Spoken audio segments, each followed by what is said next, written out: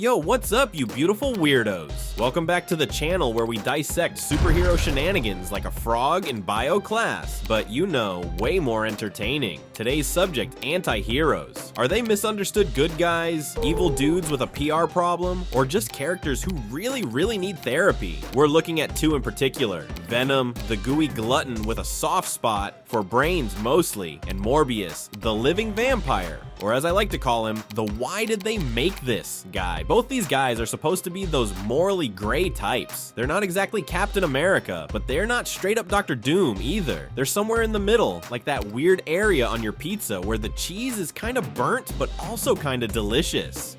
The problem is, Venom's pizza is gourmet, and Morbius's is, well, let's just say it tastes like regret. We're gonna talk character development, plot choices, and why one of these guys is a box office smash, and the other, well, let's just say the critics weren't exactly throwing rose petals. So grab whatever snack you've got, maybe a symbiote smoothie, and let's jump into the wild world of anti-heroes. First, a little backstory. Venom, our favorite symbiote smoothie enthusiast, started out as a Spider-Man villain. Think of him as Spidey's angsty, slightly clingy ex, but over time he evolved. He went from I hate Spider-Man to I hate bad guys. Mostly, it's a journey of self-discovery, folks, like that time you accidentally dyed your hair green and then decided to own it. Venom's story is about Eddie Brock, a down-on-his-luck journalist, and Venom, the alien symbiote with a serious hunger problem. They're like peanut butter and jelly, except the jelly wants to eat your brain, but somehow they make it work. They bicker, they bond, and they beat up bad guys. It's a bromance for the ages, even if one of them is a gooey alien parasite. Then we have Morbius. Oh, Morbius. He's a brilliant scientist who accidentally turns himself into a living vampire. Sounds cool, right? Like a goth superhero with a medical degree, but the movie... Hoo boy, it's like they took all the interesting parts of the comics and threw them out the window. Then they threw the window out the window.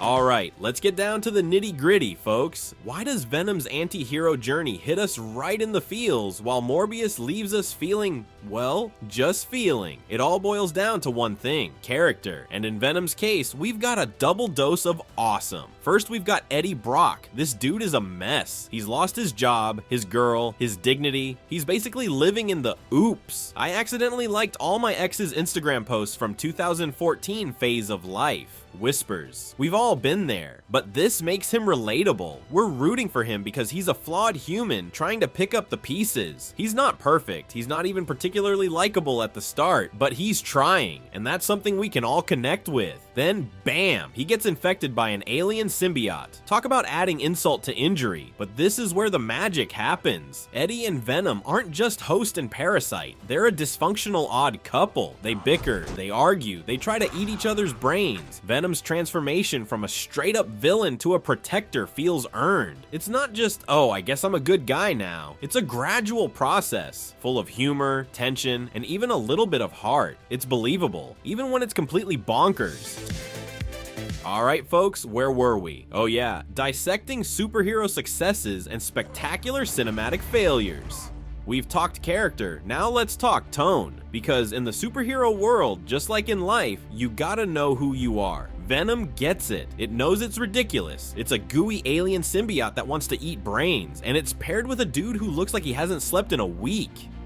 It's campy, it's over the top, and it's gloriously absurd. And it owns it. The movie leans into the weirdness. Venom bites off. He delivers one-liners that are so bad they're good. And he basically acts like a grumpy, hungry roommate. It's like The Odd Couple meets The Fly, but with more explosions and fewer arguments about who ate the entire yogurt.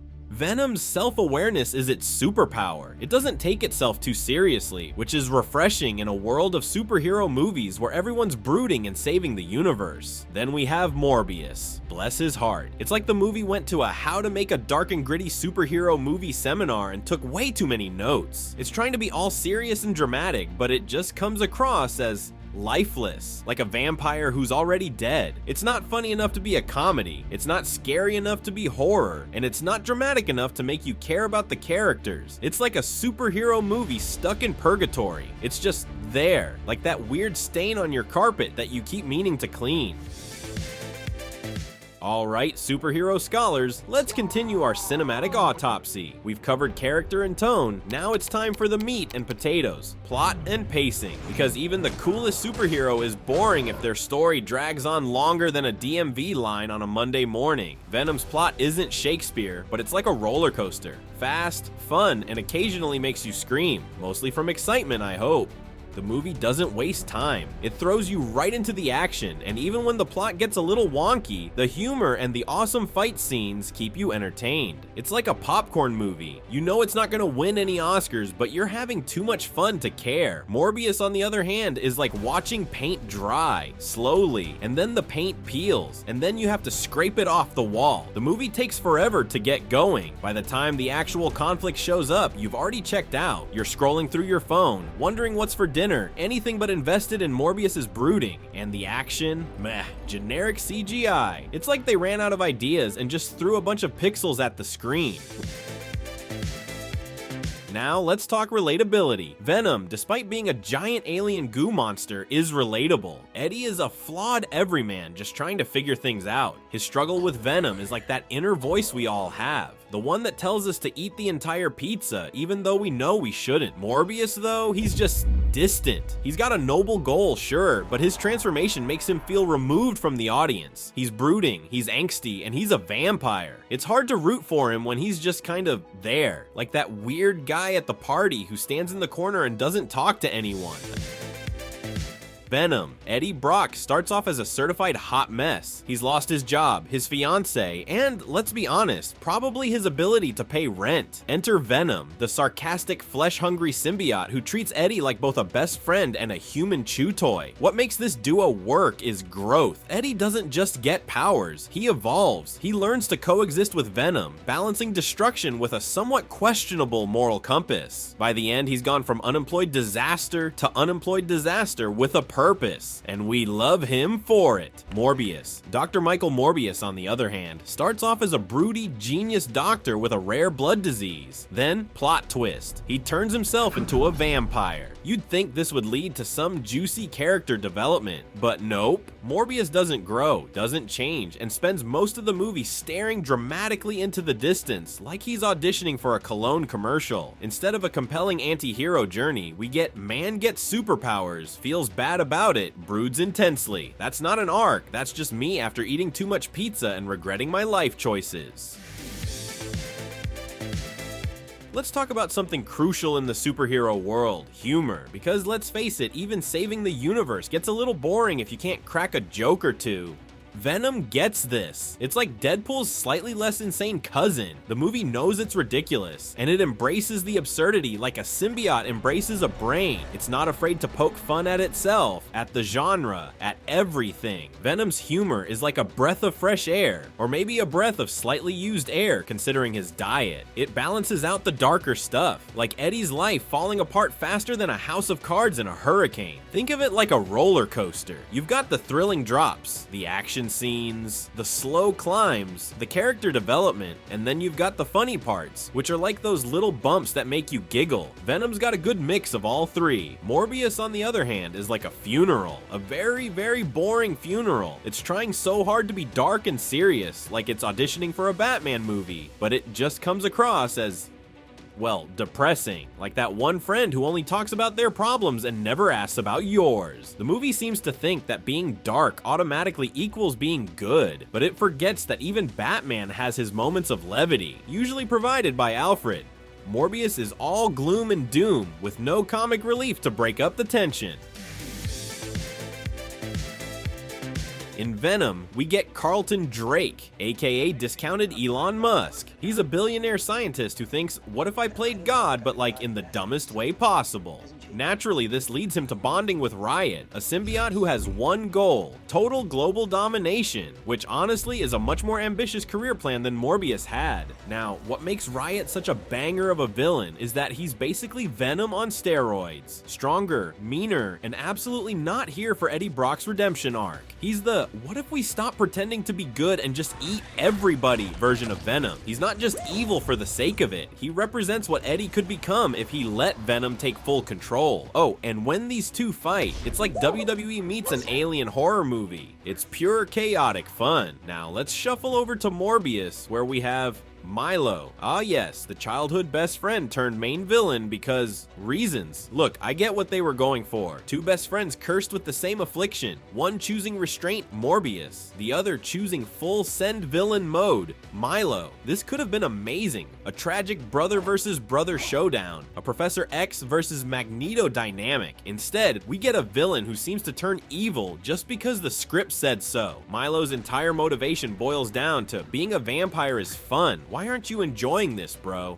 And Morbius is like, because I have a conscience, bro. And that's basically it. There's no real emotional weight behind their fight. We're supposed to believe these two were once like brothers, but the film barely gives us any real moments to make us care about their bond. So when they inevitably have their final showdown, it doesn't feel like a heartbreaking clash of ideals. It just feels like a dude punching another dude, but with extra CGI. Now let's move on to Morbius, where we get Milo. Yes, that's his name. Not Dr. Evil, not Count Bloodthirst, just Milo. Sounds like a guy who owns a trendy coffee shop, not a terrifying vampire overlord. So what's Milo's grand evil plan? World domination? A symbiote army controlling all of humanity? Nah. His plan is, bro, let's just be vampires and have fun. That's it. That's the whole thing. The entire conflict between Morbius and Milo boils down to Milo. Dude, why aren't you enjoying this vampire thing? Morbius, because murder is bad, bro. Milo, ugh, you're so boring. That's it. That's the entire villain arc. It's less epic hero versus villain showdown and more two roommates fighting over the thermostat. And let's talk about their final battle. Whereas Venom versus Riot felt like a high-stakes alien deathmatch, Morbius versus Milo looks like two NPCs glitching in a PlayStation 2 game. There's some shaky CGI, a few weak punches, and then suddenly there's bats. A lot of bats. It's like the movie remembered at the last second, oh crap, we need a cool ending, and just copy-pasted Batman's entire aesthetic. And then it just ends. No emotional payoff, no gut-wrenching moment, just Morbius using his bats like Wi-Fi signals and calling it a day.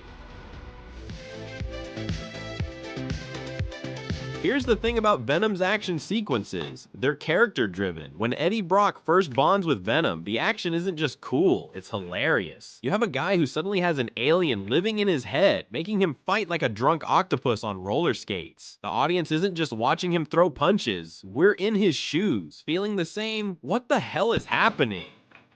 Panic. And then when Eddie finally starts working with Venom, the fights go from messy survival mode to absolute carnage. It's unpredictable, chaotic, and fun, because every fight tells us something new about Eddie's relationship with Venom. Oh, and let's not forget one crucial detail. Venom talks during fights. This dude is quipping while biting people's heads off. Oh, I have a parasite. Yeah, name's Venom. I have a parasite. Yeah. Eyes, lungs, pancreas, so many snacks. We are Venom. We are Venom. And then there's Morbius. First off, Morbius's powers have no clear rules. Sometimes he moves at normal speed. Sometimes he's the Flash in a Hot Topic hoodie. Sometimes he's just standing there, brooding.